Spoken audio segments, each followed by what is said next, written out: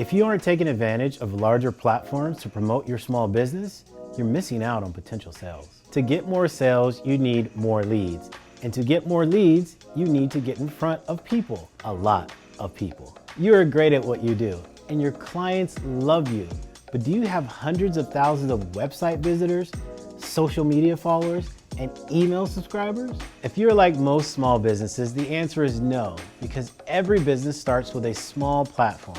And if you hit a ceiling in terms of leads and sales, it's probably because you've reached the limits of your own platform. So how do you raise the ceiling? You need exposure to other people's audiences on larger platforms. If you got a huge pile of money laying around, the obvious thing to do is simply pay for access to big audiences. But the good news is you don't have to break the bank to get on larger platforms and attract more leads. We're going to show you 4 low-cost ways of doing that.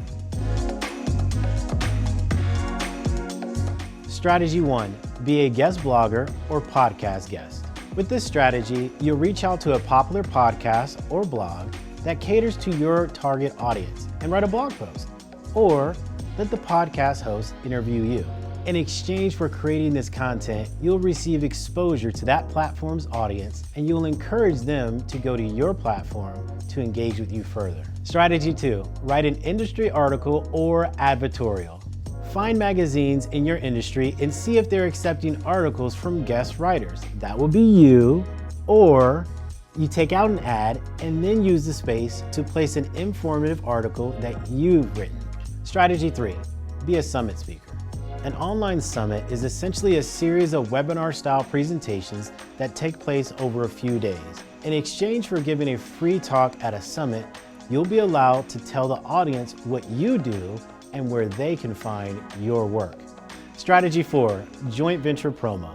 Joint venture promos are ideal for businesses that market to the same target audience but aren't competitors. For example, I make fresh juices and smoothies, and you have a vegan meal delivery service. With this strategy, we offer our products and services to each other's audiences, which give both companies exposure to wider audiences with minimal cost. Not all these strategies we've mentioned are for everyone. You might not be comfortable being a summit speaker, but might thrive at writing.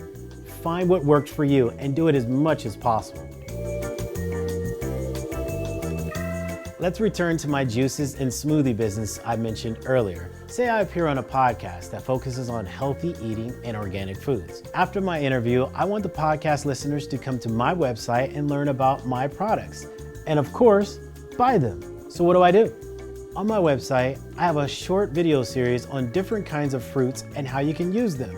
But the videos are only available if visitors provide their email addresses. The key is to offer content valuable enough that your target audience will gladly exchange their email address for it. Once they're on my email list, I use Keap CRM and marketing automation software to send them links to the videos, as well as a discount for their first order.